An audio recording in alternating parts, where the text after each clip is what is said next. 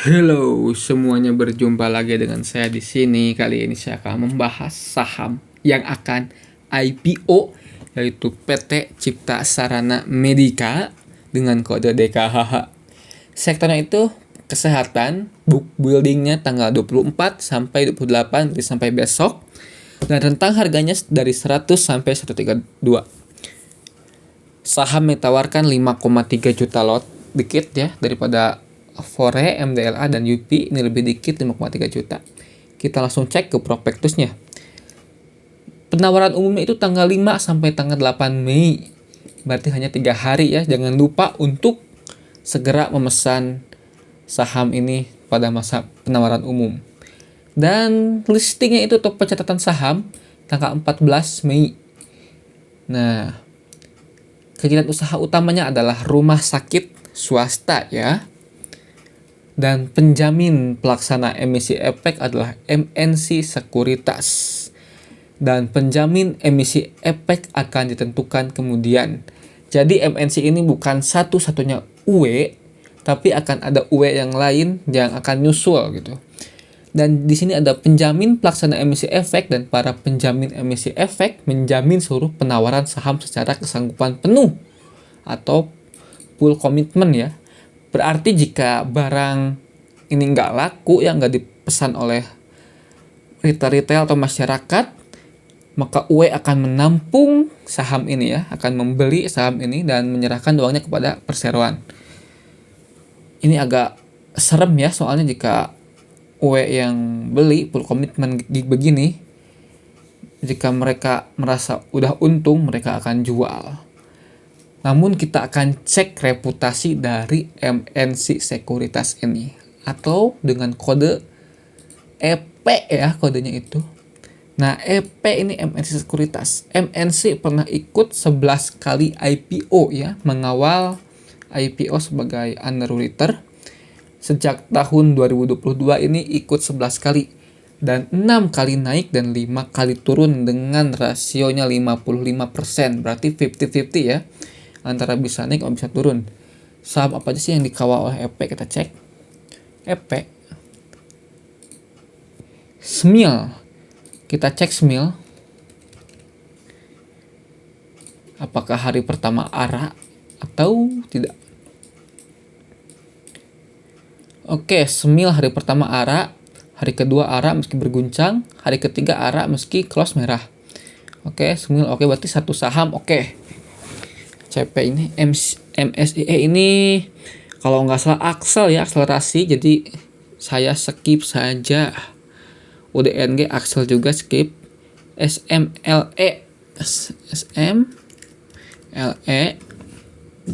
kita cek apakah hari pertamanya ARA atau tidak. Hari pertama ARA meski berguncang, hari kedua ARA meski berguncang, dan hari ketiga langsung drop. Berarti ini 50-50 ya, soalnya ada guncangan yang bikin mental down. Jadi EP ini 1,5 poinnya ya, 1,5 dari 2. Lalu Tosca, kita cek Tosca. Tosca hari pertama ARA namun langsung close merah, dan sisanya merah. Berarti poin EP sekarang 1,5 banding 3 ya. Banyak yang ampas soalnya. Di meja ini Axel skip, baik. Kita cek baik apakah hari pertama ARA, soalnya dikawal oleh EP juga. Oh, dan langsung turun. Berarti poin EP 1 banding 5, 1,5 banding 4 ya. SPR Axel part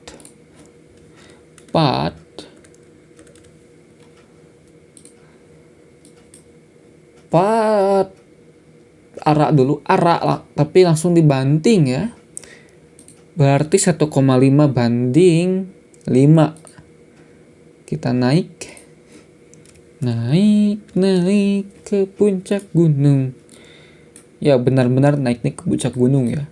Hari pertama ARA, hari kedua ARA meski berguncang, hari ketiga ARA meski berguncang, hari keempat ARA meski close merah. Berarti poin EP adalah 2,5 banding 6. Berarti chance-nya, kesempatannya untuk arah hari pertama itu 50%-an ya. 50% arah, 50% close merah, atau 50% ke bawah ya. Berarti 50% naik dan 50% turun. Begitu. Dan EP ini kemungkinan tinggi lock arahnya agak susah karena tadi rata-rata kebanyakan berguncang, arahnya lepas lalu arah lagi gitu.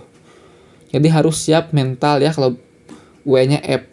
Dan kita cek ke aset dulu yang penting di halaman 41. Asetnya itu tahun 24 itu turun ya. Naik. Tahun 24 naik dari tahun 23, meski dari tahun 22 turun ya. Berarti ini masih bagus. 35 miliar asetnya. Aset tidak lancar 233 miliar. Agak turun ya aset lancarnya. Aset tidak lancarnya agak turun. Namun dari total aset tahun sekarang turun. Oke, sekarang kita ke laporan laba rugi ya. Pendapatan tahun 24 itu 126 miliar dari tahun 23 yang 100. Tentu saja beban pokok naik. Dan laba kotornya juga naik jadi 39 miliar. Namun beban usahanya ini agak berat banget ya. Sekarang juga naik 30 miliar.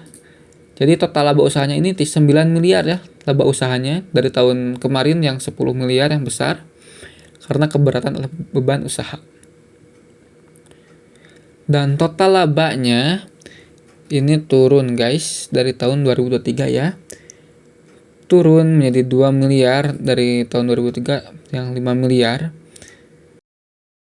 Dan penghasilan lain-lainnya ini turun juga dari tahun kemarin turun. Beban keuangan naik sangat besar sekali dari 5 miliar menjadi 9 miliar. Jadi meski labanya naik, percuma juga. Soalnya beban-bebannya ini jadi double.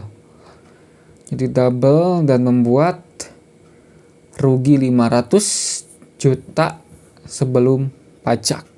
Ya, dari tahun kemarin cuan loh 5 miliar sebelum pajak. Laba neto periode tahun berjalan adalah 2 miliar. Kecil banget dari tahun kemarin yang 5 miliar. Labanya meski laba kotor naik, tapi laba bersihnya turun karena banyak beban yang naik 2 kali lipat. Sekarang cek ke utang-utangnya dulu. Utang-utangnya. Utang jangka pendek kita cek. Utangnya ini paling banyak ke Bank Syariah dan Bank Rakyat. Bank Syariah 9 miliar, Bank Rakyat sebanyak 7 miliar. Jadi totalnya jangka pendek itu 17 miliar ya. Jatuh temponya ini 1 sampai 30 hari adalah 600 juta. 31 sampai 60 ini 500 juta.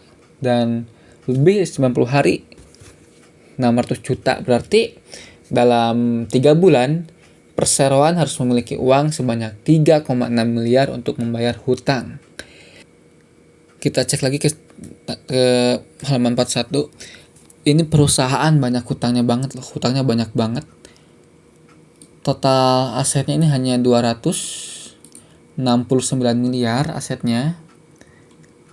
Dan total liabilitasnya ini 140 miliar. Kita lihat total ekuitasnya ini 128 miliar. Total ekuitasnya ya. Dan total liabilitasnya 140 miliar. Berarti hutang ke rasionya itu mencapai 100% lebih. Atau lebih dari 1. Ini sangat berbahaya karena hutangnya banyak banget. Tapi perseroan selalu bisa membayar hutang.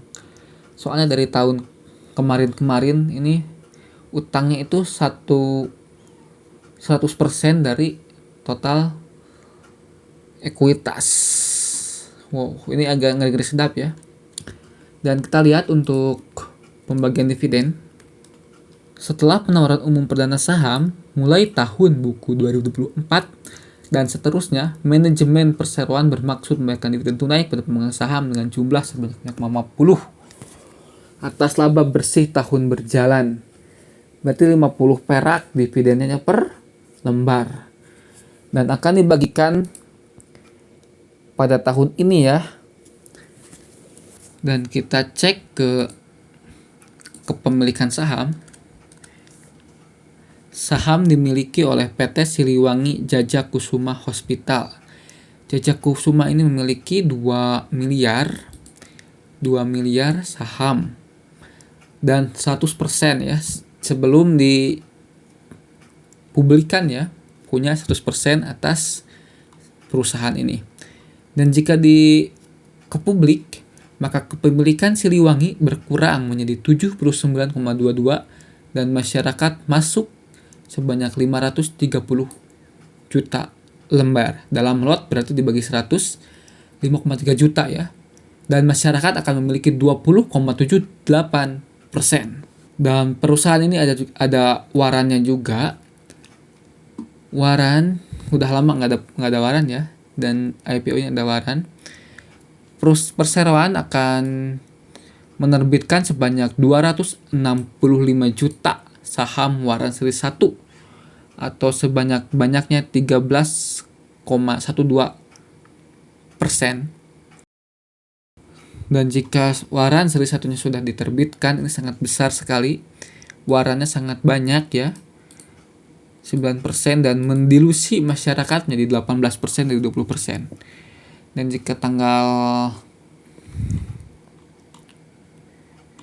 mungkin segini dulu untuk part 1, kita akan lanjut ke part 2